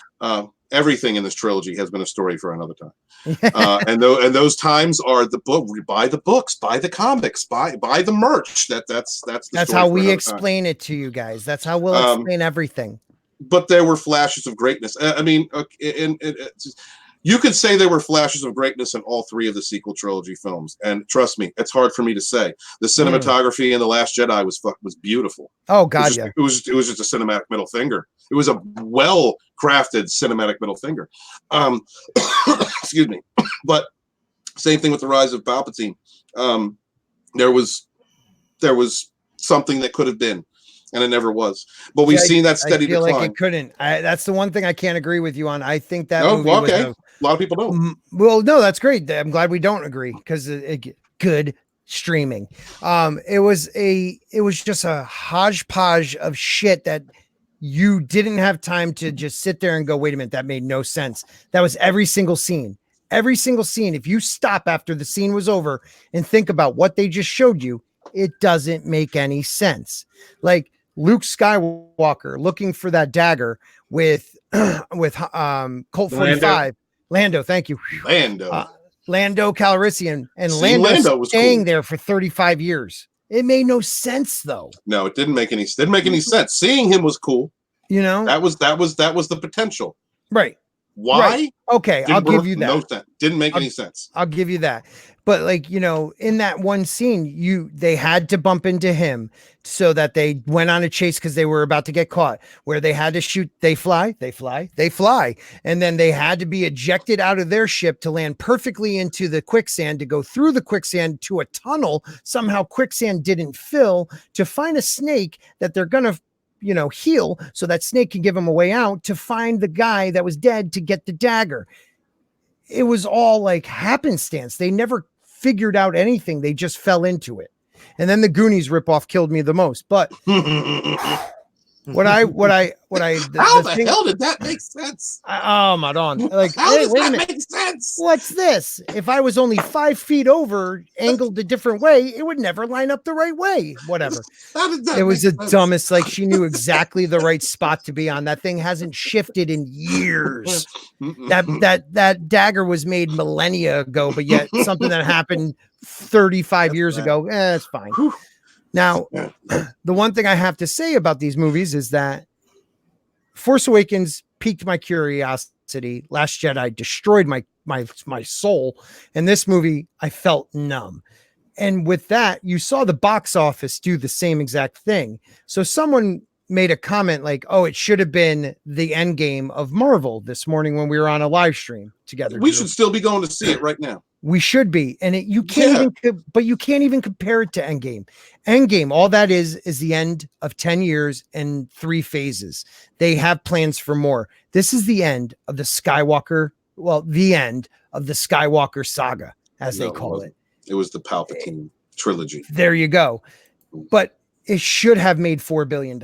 It should at least made $2.5 billion. Absolutely. It blows my mind that this woman is still in a job after that.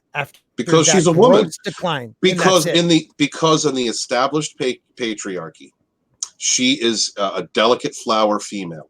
All right, and she is fighting the system, and she has to be praised for her failures. Right.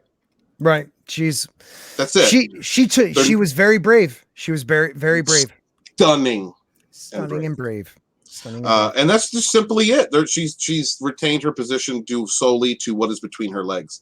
Now, to be truth be told, in the past, you could say the same thing about a few men that have retained their positions due solely because the image of firing a man. But in the end, when you're around other men who are all trying to make money, yes, dog eat dog.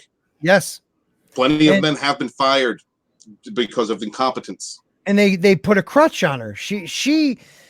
People want, and this goes back to everything we started with.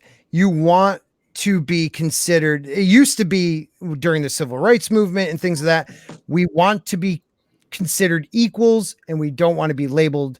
We want to all be Americans. Now what it is that everybody wants to be a label. And if you're not a label, then you don't fall within our story. What We're all is commodities. We're all commodities. She That's fits what it that is. label, and they're too scared to treat her like an employee, not a man, not a woman, like an employee who Treat did a her- shitty job. Treat her like a person in a position and did not complete that position. It did not facilitate what she was put there to facilitate. Doesn't Right. matter if it's a she or a he or had a weenie whack. Don't matter. Did a bad job. Yes. Get out of here. And you Adios. aggravated the fans. You aggravated the fans to boot. You hired people that aggravated the fans. You allowed, StarWars.com. Disrespected the You fans. allowed people that orbit you, your writers, to disrespect the fans. Still doing it to this day. And what kind of a company culture was created here? A toxic company culture Yes. that acted in a certain way. And then when the fans had problems with being shit on, pointed the finger and said they were acting like they were and to Yeah. stop. Just like the Raylos during, The Last Jedi, everybody attacked us. But yet when the Raylos actually make death threats against, Lucasfilm employees, the director, the writers, anyone who killed off, their beloved Raylo, Kylo Ren, which is right now trending on Twitter. You could check it out after the stream. Bring Kylo Ren back is freaking trending. Sci-Fi Nation went vicious. What's that? What he's Skywalker? Rey is Skywalker by name. Now have the fight and roles reversed where Kylo beats Rey, and it would have been a great ending. If you would have given us, if you would have continued the trend, if you would have continued the trend out of the last middle finger, the Last Jedi, and if you had given Rey a dark arc where she went dark side, and then Ben went light, Kylo went light, and then that had been the final fight. Oh, that would have been something different. Mm-hmm. It would have been ballsy too. It would have been ballsy, and I would have enjoyed that. Sci-Fi Nation. Good point, brother. Yeah, very good point. That little tweak alone could have really fixed it, and a lot of people would have said, okay, I can take Ben Skywalker as a character, Ben Solo, right? Or Ben Solo. I could take that. Because he's next in the line of the Skywalker family. Is the last Skywalker bloodline. Yeah, made sense. And he rides up into the sunset. Then if you want to do your new trilogy, go for it. Drew, after Kathleen Kennedy leaves, what do you think the probability of them introducing a hidden Skywalker? The hidden Skywalker will be? Hidden Skywalker? Or even Skywalker. A Skywalker. Or even a Kenobi. Even throw us a Kenobi. Maybe this show could set it up, I honestly think once they start trying to fix this mess, we're gonna introduce Mara Jade. They're gonna introduce a new Skywalker. Mara got pregnant, ran off, didn't like what was going on, and had a baby. And they're going to retcon in some sort of bridge back to the original trilogy, because I can't fathom that they would keep things in the state that they are, because they're going to have some kind of natural bridge back to the original lore and original trilogy, only for the simple fact that we already know, we've been hammering on it for 2 years, how bad they're losing money by ignoring stuff from the original trilogy and everything else with from the parts to the actual, shows to the movies, and they have to do something. And the only way that they're going to get people to continue to embrace those characters and everything else that aren't already, old school fandom like us, they're going to have to build a bridge back. And it's like you said, Stephen, they will take something that they can pull, like either conveniently from the EU, something like that they can get, basically a mulligan to that they can retcon something in, so they have a bridge back to the original trilogy, because they're not going to leave it in this state, and especially after Kennedy's gone. Can they start that retcon in one of these shows? You have the Mandalorian 5 years after the Battle of Yemen, and now wait a minute, aren't we supposed to use another timeline? It's 30 years prior to the destruction of the fucking planet. Oh, whatever. Yeah, don't try to think about that. Yeah, Scott. You'll give yourself a headache. How ballsy was that too? We have a dated system. It's ADBC in the Star Wars world, and they changed it. They just were like, no, we're more important. Right. Everything's Disney Star Wars. Do not respect what came before you. That is social justice mantra. Don't respect the past. Do not respect what came before you. Kill it. Respect us. If you have to. Yeah, kill it if you have to. Sci-Fi Nights that Kathleen Kennedy came with Lucasfilm as a part of the acquisition. That being said, is it up to Disney or Lucasfilm boards of directors to get rid of her? I think that's Disney's ultimate decision. Yeah. Because Kathleen Kennedy oversees, she's CEO of Lucasfilm. Yep. So I think that falls down to the parent company to get rid of her. And just that statement right there breaks my heart. George Lucas put her in charge at the last minute because he was like, okay, I don't want somebody that I can't trust to tell my stories. And I'm going to put her in there. And she destroyed him. She destroyed his legacy. How must he feel about this woman? You know, like, I guess he never really knew her. I mean, I know they only worked on a few films together, but he must have known her well enough to say, I could trust this woman and put her in. He had heard her name plenty of times. Yeah. His best friends were like, yep, she's good. She's good at what she does. She could be trusted. That's what happened. That is a classic example of a snake biding their time. That is what Kathleen Kennedy is. She was a snake and she just bided her time until she could bite everybody. And that's what she did. Yeah. Angela Strafen also said that they're going to retcon the trilogy for sure. If they do another trilogy, we can hope. But I don't think it's going to happen. Disney doesn't admit their mistakes. Well, see, I kind of wanted to, like, since we're on Star Wars, I kind of wanted to segue into the fact that, you know, and I'm going to actually probably overnight, I'm going to write this article because, you know, I was going to You're a writer where again? Where do you write? Bounding into Comics, baby. Go check out Bounding into Comics, guys. Greatest website. Mm-hmm. But you know, I was gonna write the piece about we have.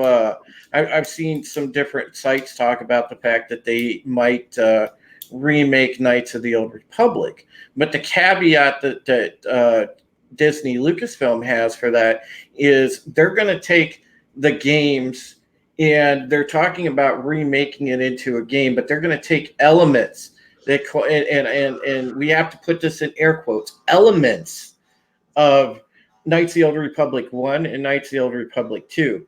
Mind you, these were masterpiece level games when they came out as far as storytelling. Mm-hmm. And they're going to basically rip these apart and blend elements from both games into something that will fit Disney canon. That is supposedly the plan. And that is what they're doing with this supposed Knights of the Old Republic remake game. If I see the Ebon Hawk, I want to see it with the proper crew. Yeah. And the thing is, if they do that and come out with a game like that, that game is almost certainly going to be because they want to do a movie. And I'm hoping that this game isn't going to be the steaming turd that I think it is if they do this project. But given just EA's track record, you guys want to say Disney Lucasfilm is bad. Well, EA is another one. That's a whole nother can of worms in the gaming sphere. And believe me, I do enough, you know, gaming journalism. I know EA is like the worst company. It's rated the top worst company right now. But EA, what they did to Command and Conquer. Sorry. Exactly. You know, and this is the thing. I don't want them to do this remake because this is going to kill off the masterpieces, you know, the spirit of the masterpieces that were Knights of the Old Republic 1 and Knights of the Old Republic 2. You know, BioWare and Obsidian at the time created two of the best storylines ever in games. I mean, those games were so engaging. And you can't just take elements from each one and mishmash them into one game and say, oh, this is a definitive Knights of the Old Republic and call it a remake, because then it's going to suck.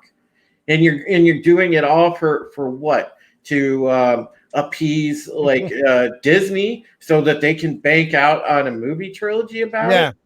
And it's like it sounds like something they'll definitely do, man. I mean, that sounds Disney to me. Oh, Disney, that's definitely, yeah. You know, I know I've said it and people have corrected me. They are not a monopoly. They're a freaking monopoly. They are buying up all my childhood. They're buying it up. They're buying up your childhood, and they are trying to package it in their form. They're trying to mold it in their form. They don't want the history of Star Trek, or excuse me, of Star Wars. They don't want the history of Marvel. They want their history of Marvel. They want their history of Star Wars, and they want to tell the story and tell us we have to like it. And Rey I think Palpatine is a Disney princess. Oh God. Sorry, Scott. Go ahead. I freaking hate her so much. And the thing is I don't hate the actor. Okay. And I'm saying actor that's my future ex-wifey. She's beautiful. I liked her. I mean, the first movie, she was great. I really felt like, wow, this girl is isolated. She's waiting for a family that's never going to come back. Like, I wanted to know her story. And what they gave me, as you know, Supreme Heretic keeps saying, a big pile of steaming poo on my chest, which I think someone needs to create a Supreme Heretic poop account, because he has said it like 13 times now. Yes, I believe someone said it is the Cleveland Steamer. Yeah. Oh, yeah. Ronnie Blade, thank you for Ronan Blade. Thank you, man, for showing up. As long as KK is in Lucasfilm, the product will be woke, and he is true. Absolutely right. Absolutely right. It's pathetic, and it just makes me sad. Makes me sad. Sci-Fi Nation. I heard the same thing. Lucas was not even invited to the premiere Rise of Skywalker. That's exactly now I've heard a couple things about that, because I believe the same thing. I've heard reports on that. I've also heard reports that he only went to Force Awakens because he was forced to. That he didn't do premieres. I don't know, but he was forced to. There was like an Ewok whipping his legs, making him walk over. Something like that. You will go. We gave you a certain percentage. You know, something like that. I don't know. Have y'all ever played Battlefront 2? The Ewok, the mini game? Mm-hmm. Yeah. That's some pretty scary shit, actually. Keeps you on the edge of your seat. I like that.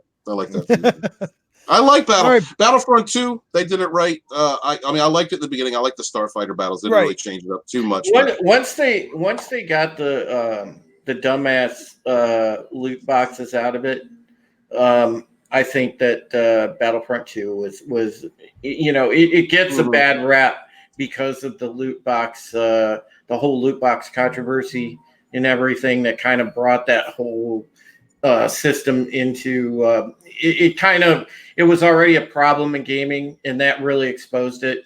And therefore, with Battlefront being caught up in that, it got a bad rap. But I'm sorry.